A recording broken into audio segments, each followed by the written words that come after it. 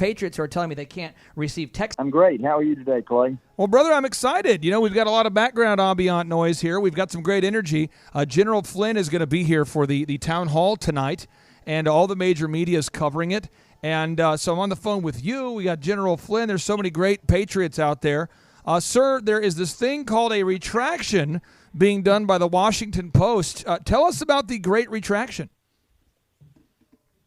I'd like to refer to it as the admission of wrongdoing. For the listeners that aren't familiar with it, just generally the background is that there was a furor raised when President Trump did an interview with Brad Raffensperger's office and an investigator, where there were claims that President Trump had made statements that were reported by the Washington Post from an anonymous source in the Secretary of State's office. And they claimed that he had said he wanted the investigator to, quote unquote, find the fraud, and that if she did so, she would be a quote unquote national hero. Those quotes were lies. They told the Washington Post, or the story to the public was that there was no tape of the conversation with the investigator and the president. Well, they found the tape. They found the tape, and the tape revealed that the president did not say that at all. The president said that he wanted it reviewed because they might find some dishonesty and that her job would be important. So they grossly misrepresented what the president said in a way to try to suggest that he was obstructing justice. Now, the Fulton County District Attorney's Office has got an investigation going to impanel a grand jury based primarily on the false statements that were published in the Washington Post. One lie begets another lie, all designed to advance an agenda against the President of the United States. They got caught. So it's a big deal, and it's a bigger deal than the Washington Post because untold numbers of members of the mainstream media reported the same lies. Right. You see, the media doesn't check anymore to find out if the stories are true. Yep. The media doesn't follow basic journalistic standards on confidential or anonymous sources. They get somebody that says what they want them to say.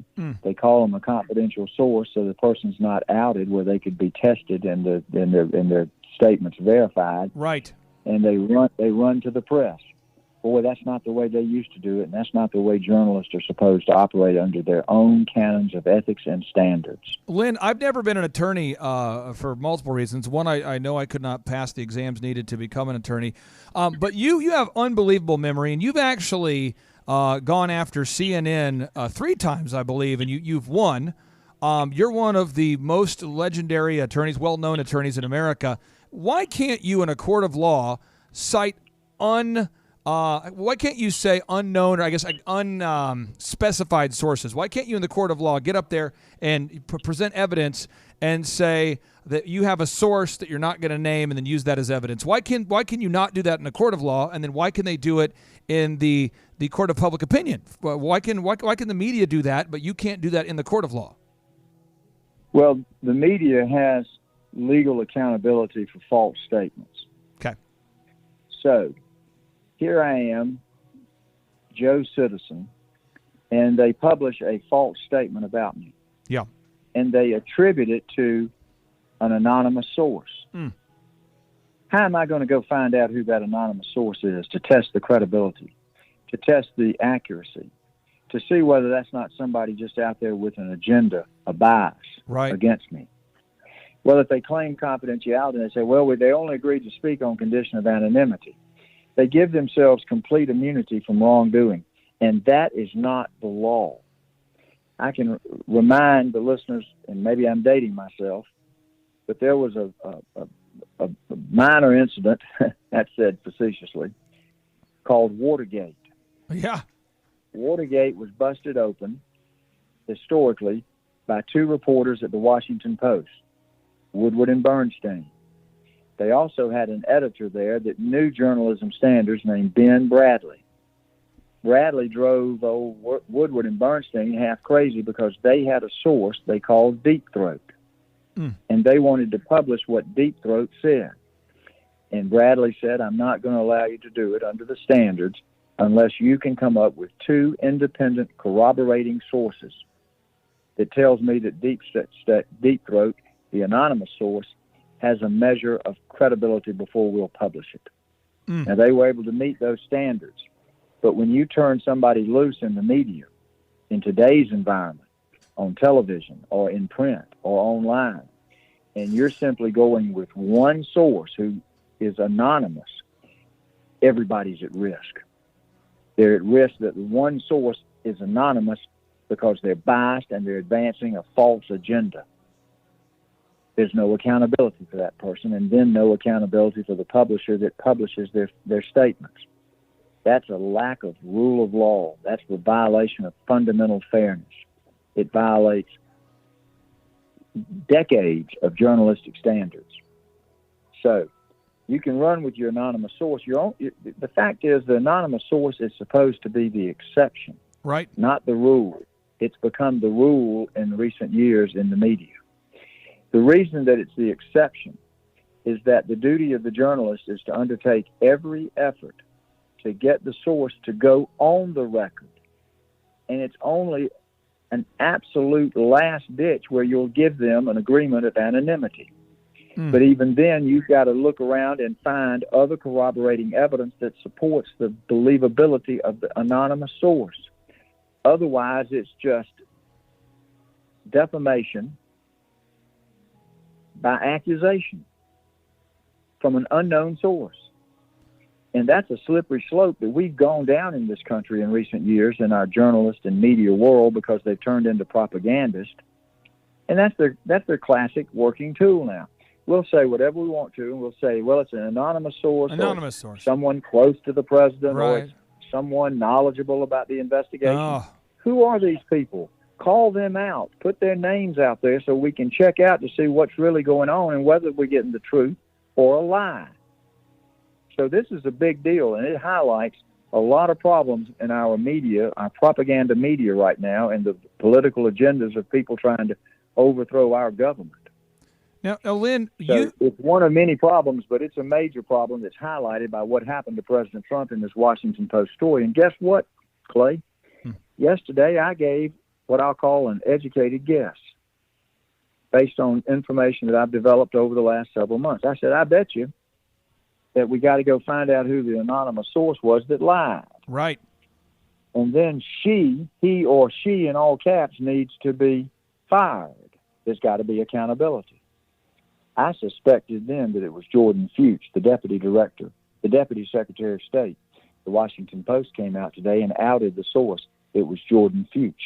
Jordan The Fuchs. deputy secretary of state, who has a job that didn't exist under Georgia law until I call him Brad Jordy Raffensperger, created the position of deputy secretary of state and gave it to Jordy Fuchs, who's involved with Dominion voting machines, who calls the shots at the Secretary of State's office, even though she's not qualified, experienced, or competent to do so, because Brad Raffensperger doesn't do his job. He's got a lot of family money. He does not actually perform his job as the Secretary of State. Lin, I he want outsourced to Jordy Fuchs and a guy named Gabe Sterling. He's got ties to Dominion too. I want to bring this up here, Lin. You mentioned Dominion voting machines. Now, Dominion shared office space with George Soros up there in Toronto. Dominion, the election machines shared office space with George Soros. That's a fact. We know that the software used, the Smartmatic Sequoia election software, that was created by communists in Venezuela. These are all facts.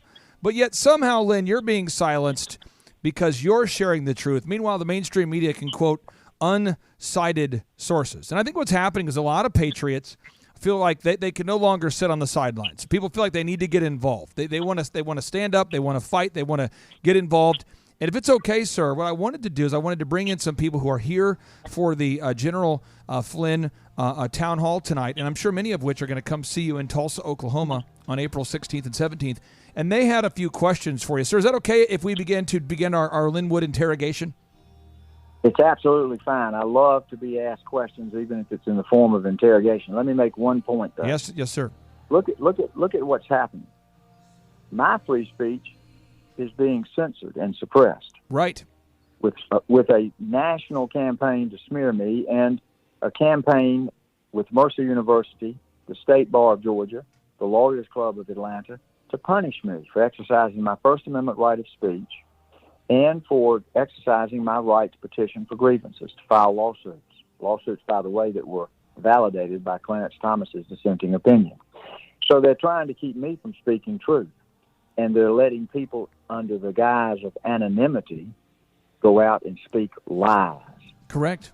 That's just plain and simple propaganda 101 that's part of a color revolution where people are trying to overthrow our government and to do away with our rule of law.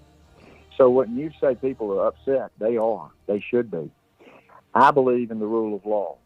So to draw an analogy, not to get someone to claim I'm trying to stir up violence, because that's not what I am and that's not what I do. I'm a lawyer, and I have to go in and fire my bullets in a court of law. So I'm going to be suing the State Bar. I'm going to litigate these people through the rule of law until we learn once again that perhaps, sadly, it doesn't exist. But I'm going to fire my legal bullets, because if we don't try to fire those bullets legally, God forbid somebody's going to start firing them in the streets. We can't let that happen in our country. So I'm going to fight in a court of law, and I'm going to fire my bullets there, and I've got some pretty good bullets to fire.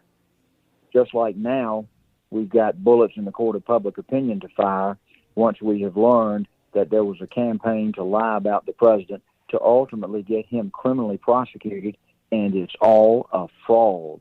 This one masterminded by Jordy Fuchs and I think a few other people in the state of Georgia. A treatment that's been safely available to treat malaria for over 3 decades now. But now we're gonna shift directions. We're gonna kind of go into the town hall mode. And these are great people. And Lynn, many of these people are going to come meet you here at the event on April 16th and 17th. This young lady used to work in a prison, Lynn, so watch out. Watch out. Ma'am, will you introduce yourself to Lin Wood? Hey, Lynn, this is Chrissy. Yeah, I used to work at a prison in Cushing, Oklahoma, small town girl. I just want to say thank you for being a patriot to us and sticking up for the American people. I'm honored to be able to ask you this question, and I just want to know, are you excited to come to Tulsa and speak to the American people here? Christy, the answer to that is unequivocally yes, I am excited. Listen, don't demean the small town. Small town America is what makes America great. Absolutely. It's the big cities in America that's creating the problems in this country right now. Oh, absolutely. But America, the heartbeat of America, the heart and soul of America is rural America. It's the small cities. It's the small businesses. It's the family units. It's our communities. So I'm thrilled to come to Tulsa. Well, we're very thrilled to have you. If I get a chance to meet you. Now, do you have when you now work in the office up here? How is it different working up here than working in prison? I mean, is there less fights? Is there more fights? Do you feel more dangerous, less dangerous? It's actually Thrive actually changed my whole life. I love it here. The vibe here is amazing. It gave me a lot of opportunities to make my life better and do better for myself and get to meet amazing people like you, Lynn, and a bunch of other people that are going to be at the conference. So I'm actually thrilled to be here, and it is a lot different than a prison. So Lynn, it's a lot different than a prison up here. That's the best endorsement I've received all year on the show. All right, now Lynn, we have another. Listen, she worked in prison. I was born in North Carolina. My grandfather called me a North Carolina Tar Heel, and then I moved with my family at age 3 to Georgia, and he called me a Georgia Cracker. Now I'm in South Carolina. I'm not sure what I am. I'm just a Southerner, but you could call me a redneck. You can call me a deplorable. I'm just an average citizen. I've had some success financially in my life thanks to my hard work and the opportunities America gave me. Yep. But I identify with the rednecks. I'm not part of the global elite. I don't want to be. I'm luckily I've taken the opportunities in America to advance myself. That's what's great about America. It allows you to upwardly advance yourself based on your hard work and the exercise of the freedoms that this country recognizes, the freedoms that were given to us by God Almighty. So I'm looking forward to meeting my fellow American citizens in Tulsa, knowing that we are all the heart and soul of this nation. And the heart and soul of this nation is not going to allow it to be taken over by the communist, the global elitist, or the CIA and the deep state that exists in this country. We're going to get rid of them. Oh, absolutely. And I stand with you, Lynn, all the way. So Amen. Well, then we have our next guest here. This guy, he looks like he's not part of Antifa. I know it's an audio-only broadcast today. He appears not to be part of Antifa. I'm going to get him on this mic right here. Parker, I'm going to put him on that mic right here. So, sir, come on down to this mic here. He's got a red tie on, what appears to be a blue sport coat. He's got some great khakis on, Lynn. I don't know he's not a member of Antifa. We're not prepared for the question he's going to ask, but sir, why don't you introduce yourself to Lin Wood, and then what question do you have for him? Hey, Lynn, this is Micah Paul. I am not, and never was a part of Antifa. I'm just a roofer, which oftentimes I get a bad rap, but not that bad of a rap. I guess my question for you, Lynn, is, the big picture that I keep hearing Clay talk about is this fight for truth that is, it seems like sometimes we're losing, but I don't want to be discouraging or negative. How are we continuing to fight so that the truth can be revealed, so that we don't have to continue worrying about some of these issues that you've been talking about so far? Well, let me say this. Our time on earth is limited. By our faith, our time is unlimited. We have eternal life through the grace of God Almighty and the sacrifice of Jesus Christ. But I'll tell you, when your time on earth is over and you are part of living in the history that we're living in right now, do you want to be remembered as someone who fought to the end for truth, or somebody who gave up and surrendered to the lie? I think we all, who are patriots, want to be able to put on our tombstone that we fought to the death for truth. We never surrendered to the lie. So what can we do? I've said this, and I think General Flynn is probably the best spokesperson to describe it. The way I see it is we've got to rebuild our country from the ground up right now to get back to what we were when we were founded, a nation under God, a nation of communities that combine together through states to be the United States of America. So you've got to go out and you've got to start being active at the local level, your boards of education, your city councilmen, your mayors. Then you got to expand that into your communities where you're talking about your state officials, your state board members, your state legislators, and yes, your governors, your lieutenant governors. You got to find people who love America that are willing to go and serve their fellow citizens. Citizens, statesmen, that's what we need. I think our founding fathers did not ever envision that we would be governed by officials who were there to be career politicians, to fatten their pocketbooks and build their own personal power. They envisioned that people would go and serve their country for a limited, finite period of time, try to do good laws for the fellow citizens, and then return and live under those laws that they enacted. So we've got to go back, and that's what our goal and our model has to be. We got to rebuild it from the ground up, and it can be done. I know already in South Carolina, I'm talking to people that want to do and are doing just that. Got to do it in your political party, too. I don't know if I disagree or agree with George Washington. I think I agree with him that political parties, two political parties, were going to be the death knell of the country, because you end up got one side getting what they want and one side fighting for what they want, and they forget the people in the middle. I'd like to see President Trump's model followed. We don't need necessarily now to form a third party. We need to rebuild from the ground up the Republican Party, to make it the party of patriots, the people who believe in what Donald Trump believes in, freedom and patriotism.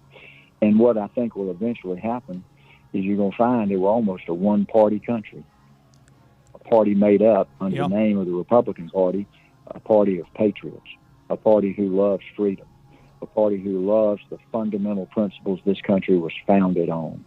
I've always said, bring in the immigrants. If they want to come here and they want to be part of an American experience, love our Constitution, work hard, play by the rules, we were made up as a country of immigrants. What we have now is a country where they're flooding us with people that don't care about our Constitution. They want to change it. They don't want to play by the rules. They want to come in illegally. We've got to get back to the fundamentals. Isn't that true in life? Yeah, absolutely. Fundamentally in life, we got to get back to the fundamental rule of life, and that is that we're created by God Almighty, and He gave us a set of rules to live by. Our Constitution is supposed to have been based, according to the people that wrote it, on God's law. We got to simplify our lives. We got to simplify our laws. and we got to pursue simple truths. Simple truths are simple truth. We got to start being good to each other. We got to be civil to each other. We got to recognize that we're all different, but we're all alike. And we got to focus on the similarities, because right now they're trying to get us to focus on the differences, and that will divide us. So we need to focus on the basic things that we all share in common.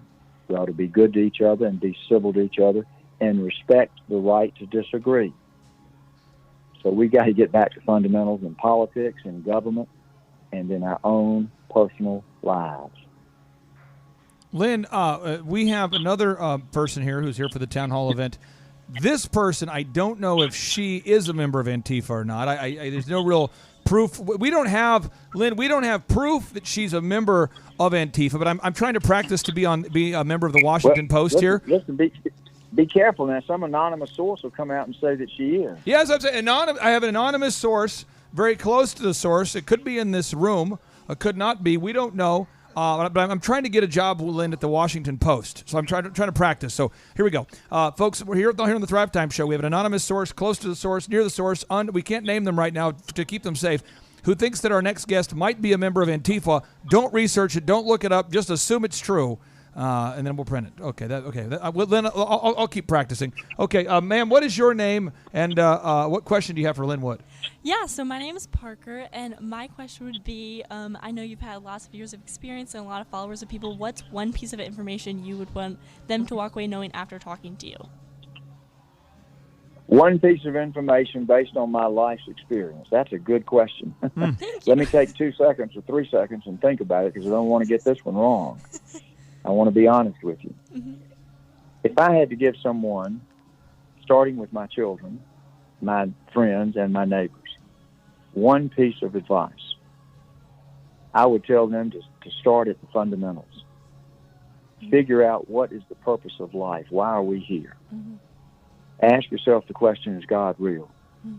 Because once you ask yourself the question, you're going to learn that there's only one answer, that God is real. And then I would say follow God's laws. The most fundamental law that we were taught by Jesus, who was both man and God, is to do unto others as you would have them do unto you. If we lived our lives like that, if we conducted our business like that, if we conducted our government like that, think about what a wonderful world this would be. Mm-hmm. So that would be my fundamental piece of advice to people on how to deal with their lives.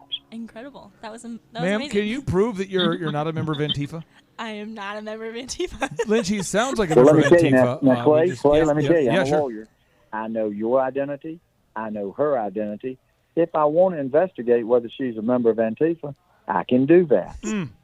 See, if we both were anonymous, I wouldn't know what to investigate to find out the truth, would I? There it is. I don't think we're talking to anybody that's a member of Antifa. Okay, that's fair. That's fair. Hang around with you, I know she's not. Okay, I'm just practicing, Lin. If this whole podcast thing doesn't work out, I want to get a job at CNN or Washington Post, and I've got to learn to say the things. You say a shocking headline, you don't verify the sources, and you just print that thing. You just print it. We don't have time to be accurate. Hey, thank you, Parker, for being here. And, Lin, we have another guest who has a question for you, but before he asks you the question, I want to bring up, we're approaching essentially your 1 year anniversary, Lin. It was 5 days ago, so 1 year ago and 5 days. So 5 days and 1 year ago, you were meeting with the President of the United States, and actually, I met with him on March the 11th. March the 11th. Anniversary is passed.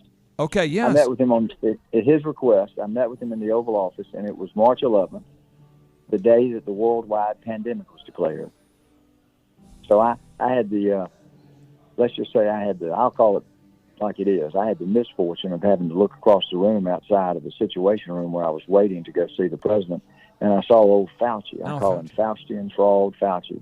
And I want to tell you, God gave you instincts. He gave you common sense. Boy, I tell you, I took one look at that guy, and I didn't like what I saw. My instinct said this is not a good person. Instincts turned out to be right.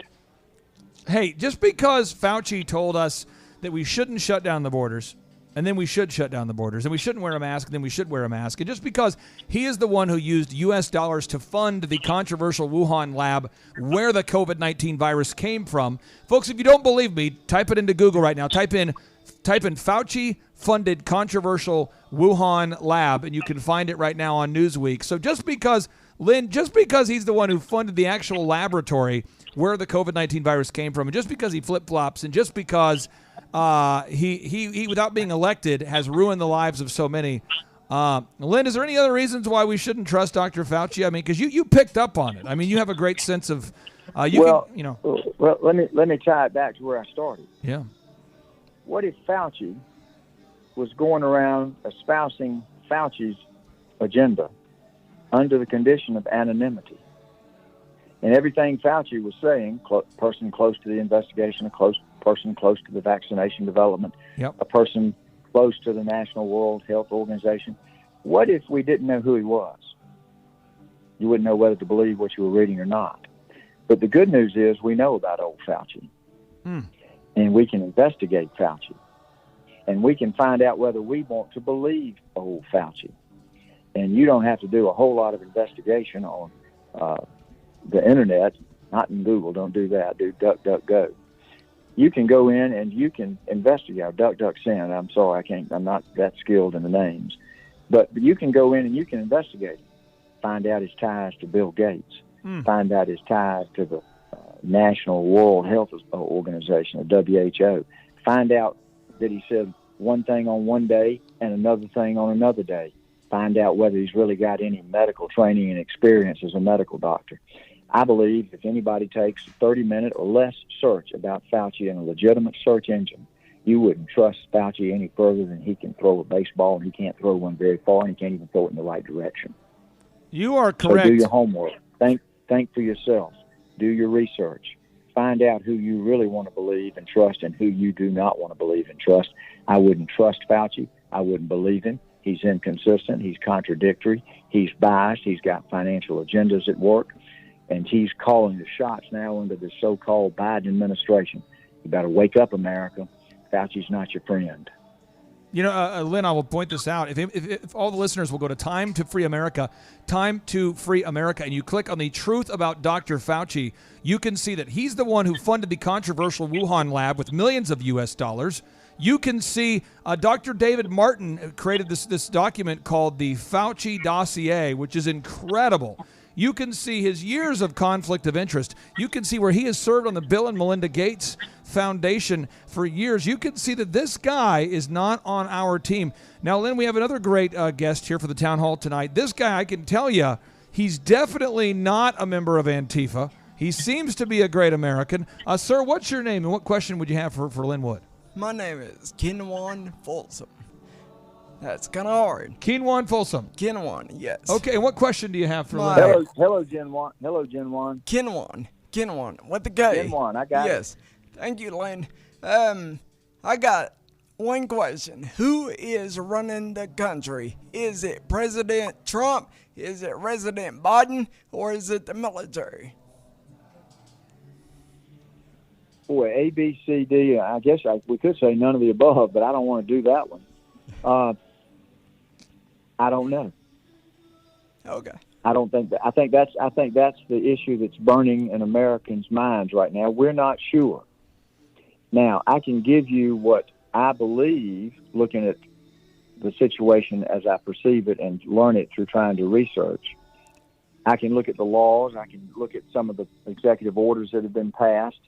And I can give you what I would say is at least my own educated analysis. I guess that's my opinion. I do not believe that the Biden, quote-unquote, administration is real. I think it's fake. I believe that President Trump did not walk away from his commitment to America, freedom, and patriotism, and the people that supported him, tens of millions, maybe 89. Focus on the people that share your values. Work with them and build relationships. That'll build a strong bond fundamentally in our country that will ultimately be a strong bond of the United States.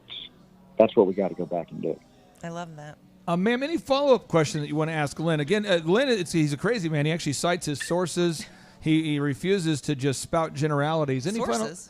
Citing sources, Lin. You could never be a reporter for CNN. You could never be on the Washington Post with that level of detail. They don't want that stuff. Any final question you have for Lin Wood, man? I guess, actually, yes. I love that idea of local. I grew up in a very small town in Kentucky, so Yeah. we farmers. We ate food from our own dirt, which Amen. I think has been a big problem recently. We're eating too many things from too many other places. And I agree. But what I guess then my follow-up would be, what should we do once we've established kind of that local and taking care of, what could we do perhaps, I guess, on a state level to truly affect with elections or that kind of stuff, or to be more involved so that we actually know what's happening? Where would be a first step?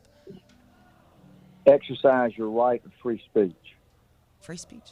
Now, social media has kind of become a plague on our society. A place where people profane, they insult you, they demean you, they lie about you. It's true. But actually, social media could be a very positive, beneficial tool for our society to use to communicate to people outside of our locality, outside of our cities, outside of our states, outside of our country.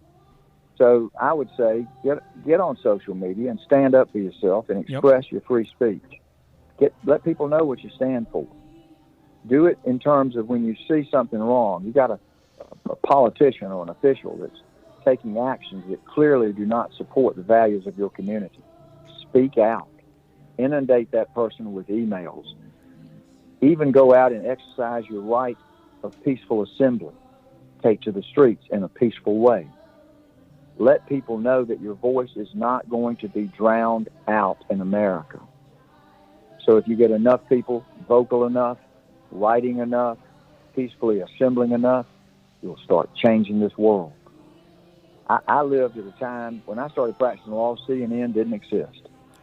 Right. I guess it was a gleam in Ted Turner's eye.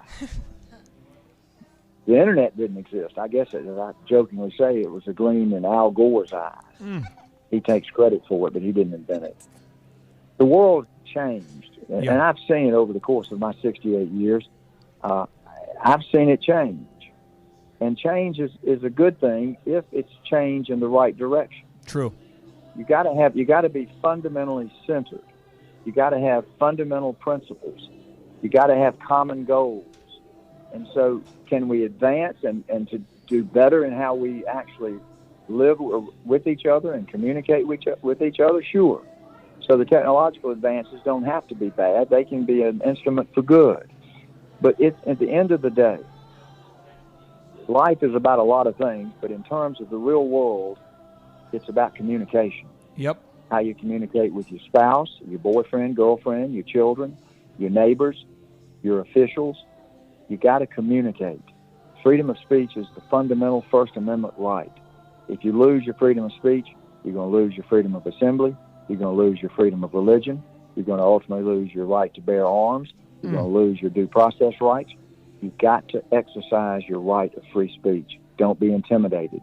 Don't let them suppress you. If they censor you in one place, find another. Find a forum. So that would be my advice in terms of trying to tell you what to do outside of organization of things. Speak up. Let your voice be heard. Thank you so much. It was a true honor. Hey, thank you. I appreciate you being here. Now, Lynn, we have two final guests here who are here today to attend the in-person town hall meeting hosted by General Flynn here at the Riverwalk. My office is here. And then on April 16th and 17th, those of you who want to see Sidney Powell, General Flynn, Lin Wood, and a host of great speakers, you guys can go to thrivetimeshow.com and click on the conferences button. And Lynn, I've seen you. I've watched you deliver some speeches. Do you? I feel like you kind of feed off the energy of the audience there. Do you like speaking in large audiences? I mean, I feel like I get myself all fired up just watching you, Lynn. Well, the answer is yes. As a trial lawyer, I love a captive audience. I got to listen to them. But I do feed off of the people that I speak to. Yeah. I like to communicate with them. I like to have a conversation with them. Sometimes I'm hot-blooded on things I really care about. I'm okay with that. I hope y'all are too. But I believe that it's the fundamental of having a conversation. Sit down I get in front of a judge. He or she's got a black robe and they look important. I try to have a conversation with them. Yep. I get a jury. I try to have a conversation with them. With a witness, I'll try to have a conversation. Sometimes on cross-examination, it's a little bit harder on the witness than they'd like, but that's the way it goes. Thorough and sifting examination to elicit the truth. But I believe that in the people. I think Donald Trump, I'll say I'm a little bit like Donald Trump. I think Trump feeds off of the people because he loves the people. I love talking to your guests, even though I don't know them. I like to talk to people. So, yes, I love to speak.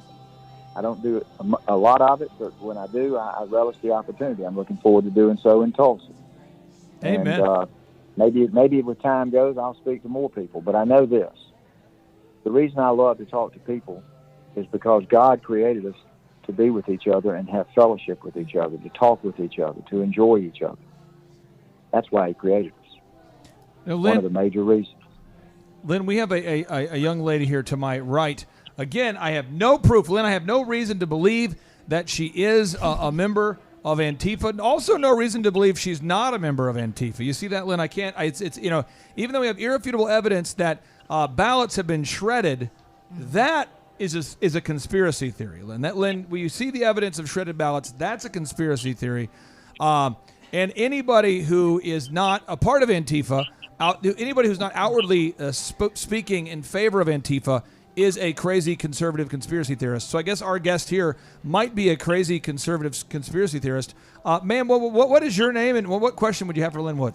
Hi, my name is Kristen Schumann, and I have two questions. The first question is, what are your thoughts on term limits? How can we get to a point where we could begin term limits? So you got to get honest officials in government. And right now, if you put that vote to the people up in Washington, D.C., even in your state legislators, they probably vote it down quickly because they're looking after themselves and not you. So I think you've got to reestablish honesty in government with honest officials who are looking after your interests and not theirs. And if you stop and think about it, what I said earlier about citizen statesmen, send people, men and women, send them to government to serve the people.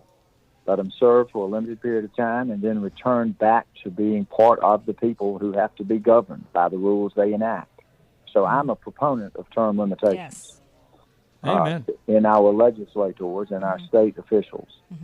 I'm a little bit torn on the question of term limits on the presidency. So I haven't studied that. I know why they did it back with FDR. And I can see where it may be that you just can't. We don't want to have a king. Right. We broke away from the king back when we had the Revolutionary War. I said first because I feel like we're in the middle of one now. But we broke away from having this type of tyranny where one person could run us and tell us what to do for too long a period of time. We've absolutely gotten back into that same mindset where the King George today is the people in the Senate, the people in the House, and the people in our state governments, the bureaucracy that is unknown and yet exists. No matter who's the president, the same bureaucratic people are there.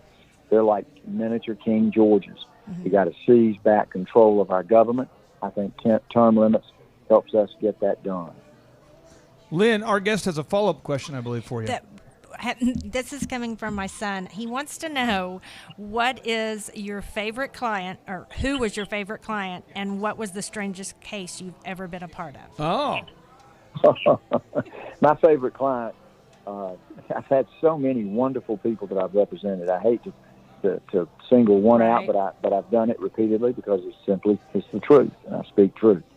My favorite client was Richard Jewell, the man falsely accused of bombing Centennial Olympic Park in 1996 at the Olympic Games of Atlanta. I love Richard Jewell. He taught me a lot about life. He changed my legal profession. He changed me as a person. He died way too young. He was a victim of the deep state, the FBI, and he was a victim of the media. And he was used. He was a scapegoat. They threw him out there so they could finish the games of Atlanta and make all the money they wanted to make on it. And the FBI wanted the world to know, we're the FBI, we got our man is Richard Jewell. They wanted people to think the park was safe, and so they scapegoated Richard Jewell and ruined his life without one shred, pick my words carefully, not one shred, not one iota of evidence that man did anything wrong. Wow. They told you in the newspaper, the Atlanta Journal-Constitution, he fits the FBI profile of the lone bomber. They wanted you to think it was one person, so they think that he was captured and you would be safe. But we know that Richard Jewell was in the park at the precise time that the real bomber placed a one warning call saying there's a bomb in Centennial Olympic Park. You've got 30 minutes. They knew where that call was placed from. They knew the time it was placed. They knew that Richard Jewell was in that park that night. So even if you were to hypothetically say Richard was somehow involved, which he was not, he could not have been a lone bomber. The Richard Jewell story was the story of lies by the media and the FBI. And I'm proud to say when somebody went back and wrote a book on In Search of Eric Rudolph, the man that was the bomber, they had a chapter in that book, and it was about Richard Jewell. And one of the quotes in that book, written by Henry Schuster, who was part of the reason I sued CNN back in '96, he said that Lin Wood was loathed by the FBI. The FBI loathed Lin Wood. You know why they loathed me then and they loathe me now? Is because I went out every night and I told the truth about what they were doing to this innocent man. And they don't like the truth. Lin, so Richard Jewell stands out in my mind. Richard Jewell. There's a lot of other people. I'd love one day to tell you about some of the other great clients I've had, both in the past and in recent times. I've been blessed with some wonderful people, but Richard Jewell stands out in my mind. I still have not given up. I hope that one day Richard will receive posthumously the Presidential Medal of Freedom, because Richard Jewell stands for what America stands for, a hardworking man trying to follow the law, in fact, enforce the law to help other people. And he was falsely accused, and they destroyed his reputation. I think it contributed to his early death at age 44. Wow. I never forget Richard Jewell. I never forget him. Lin, we have time for one more guest, I believe. And before we have our next guest on here, I know a lot of our listeners want to support you because you are fighting to defend this republic. You and Sidney Powell and General Flynn, you guys are really putting in the fight here. Is there a website where people can go to support you, sir, or to learn more about the efforts that you're making right now to defend the republic? Well, I want to put in my disclaimer. I'm not Antifa, and I'm not a grifter. Oh! I'm not somebody out trying to make money on what I'm doing right now. Okay. I'm doing what I'm doing because I love this country. Okay. But I have sought donations in recent weeks because of my efforts both to defend myself against the actions of the State Bar and others, and obviously to fight for integrity in our election. You can go to the website, www.fightback, one word, fightback.law. I formed hashtag Fightback Foundation, the Texas 501c4 Foundation, in the middle of the summer because I felt like we were in the middle of a revolution where we were going to come close to losing our Constitution and our constitutional rights. And I formed Fight Back so that in the future, people would have a group they could go to advocate to prevent us from ever losing our rights again. So I've used that foundation to try to promote things consistent with the mission to protect our constitutional rights. And so I've accepted donations, and I appreciate it. I need it. Listen, I've done well. I'm not going to sit here and tell you I'm out looking for my next meal. God has blessed me. But the fight that I'm trying to wage right now, I need everybody that's willing to have a dog in the fight to put the dog in the fight. And it will be spent on the efforts to defend our Constitution. I don't take one dime other than cost for security and other related costs, administrative. There's nobody taking a salary. There's nobody flying around on private jets. Yep. We're putting that money to good use. So I'm confident that your money will be well spent because I'm in control of it. And I'm not here to take advantage of anybody financially. But I want people to feel that they've got something to do, whether it's to send $5 or even better yet, just pray for us. Pray for me. We need everybody to pull together, and everybody needs to be involved in some form or fashion. Lin, what's that so website? If it's $5, you're involved. You got a dog in the fight. Lin, what's your website where people can donate if they want to? www.fightback.law. Fightback.law, folks. That's fightback.law. One more time, it's fightback.law. Lin, my mom just walked in the studio, so now I have to actually improve my game a little bit here, Lin. My mom's watching. Now you better get on your best behavior. Oh man, Lin, it's like it's like I'm being on a it's like a trial thing. You're not nervous at all, but then all of a sudden you get that cross-examination going on. Next thing you know, you swear on the Bible. Next thing you know, the show's got to get good when your mom walks in. So I'll let my mom say hi to you here before we wrap up. But ma'am, our next guest here, where are you from, and what's your name? My name is Patty. I'm from Owasso, Oklahoma. Patty from Owasso, Oklahoma. And Patty, just get nice and close to that microphone. And what's a question you have as we wrap up this fireside chat with our good friend Lin Wood? Mr. Wood, just wanted to know, in your opinion, if there's any chance that the 2020 election will be dealt with in the near future, or are we looking just forward to 2022 and 2024? Well, again, I don't have the playbook that gives you the answer that you can say, okay, take it to the bank. I can only tell you what I believe and what I personally am fighting for. I believe that we have to deal with the November 2020 election because it was